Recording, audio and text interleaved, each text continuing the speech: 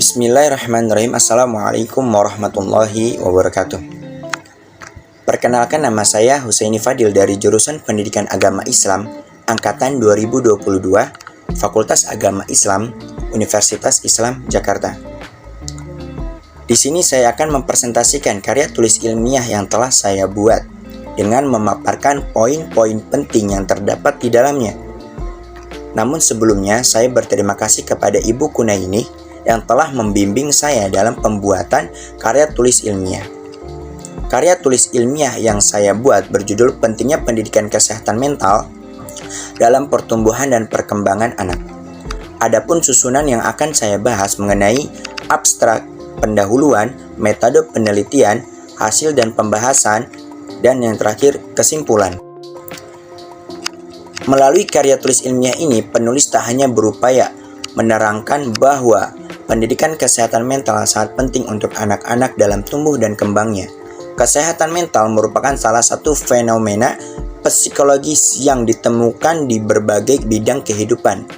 Kesehatan jiwa ditunjukkan dengan adanya kondisi yang sejahtera secara psikologis.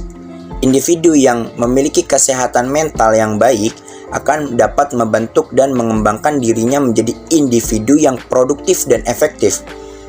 Pertumbuhan dan perkembangan anak merupakan proses peralihan jiwa seseorang dari bayi, lalu anak-anak, terus remaja hingga dewasa. Metode yang digunakan dalam penelitian ini adalah metode studi pustaka, yaitu pencarian data dan informasi berupa sumber tulisan yang berhubungan dan asesmen kompetensi minimum. Hasilnya ialah bahwa pendidikan mental yang baik akan mewujudkan generasi yang baik dalam meneruskan bangsa ini.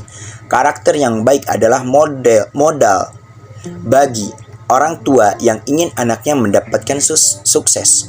Kita harus memupuk dan memiliki karakter yang baik untuk anak agar dalam koridor kebenaran, perjalanan hidup membuktikan hanyalah orang-orang yang memiliki karakter yang baik yang akhirnya mampu bertahan di masa sulit.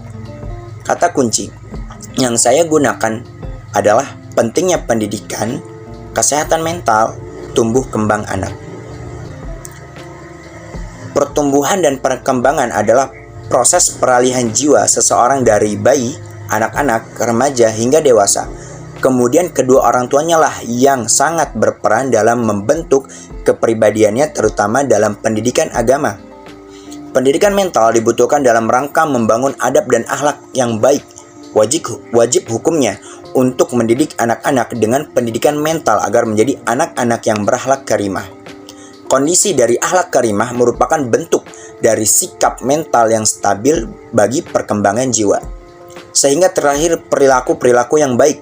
Hendaknya orang tua memerhatikan pendidikan mental yang masuk kepada anaknya, bukan hanya sekedar pendidikan yang terbentuk dengan belajar mengajar saja, karena pendidikan mental ialah yang mampu melahirkan karakter dan moral anak yang baik dalam masa tumbuh kembangnya.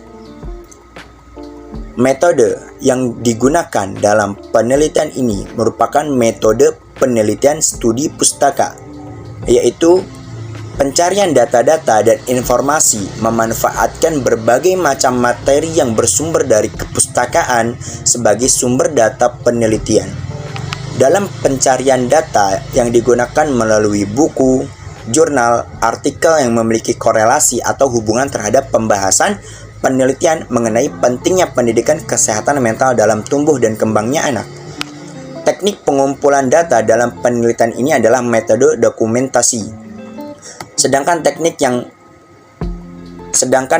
analisis data yang digunakan adalah dengan deskriptif analisis, di mana tahapan tersebut dilakukan dengan mendeskripsikan poin-poin penting yang relevan tentang bagaimana pendidikan kesehatan mental dalam masa pertumbuhan dan perkembangan anak.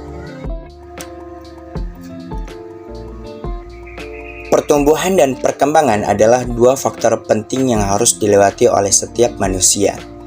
Pertumbuhan adalah bertambahnya jumlah dan besarnya sel di seluruh bagian tubuh yang secara kuantitatif dapat diukur. Sedangkan perkembangan adalah bertambah sempurnanya fungsi alat tubuh yang dapat dicapai melalui tumbuh, kematangan, dan belajar. Ada faktor-faktor yang dapat mempengaruhi pertumbuhan dan perkembangan. Yang pertama adalah faktor keturunan, kedua faktor hormonal, ketiga faktor gizi, keempat faktor lingkungan, dan kelima adalah faktor sosial budaya.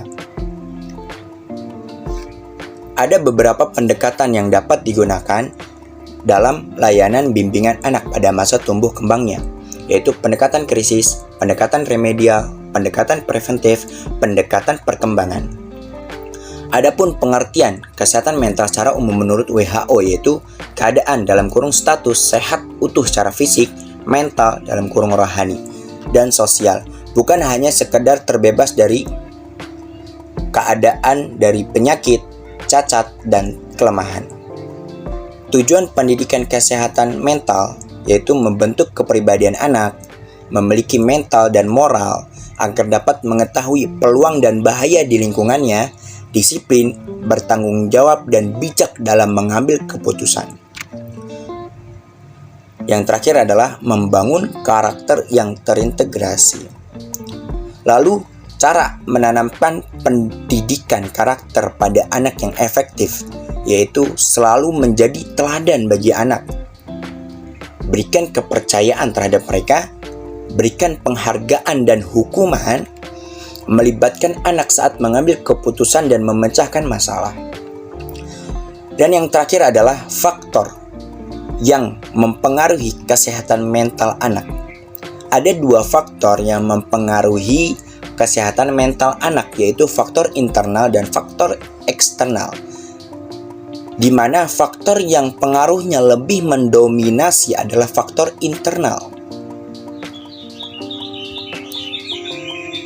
Kesimpulannya adalah pentingnya pendidikan kesehatan mental dalam tumbuh kembangnya anak didorong dengan bimbingan mental dengan 4 pendekatan, yaitu pendekatan krisis, pendekatan remedial, pendekatan preventif, dan pendekatan perkembangan. Dan dengan adanya tujuan pendidikan kesehatan mental membuat semua upaya perbaikan lebih terarah dan sampai ke tujuan, yaitu membentuk kepribadian anak, memiliki mental dan moral, mengetahui peluang dan bahaya lingkungannya, disiplin, bertanggung jawab, dan bijak, serta membangun karakter yang terintegrasi.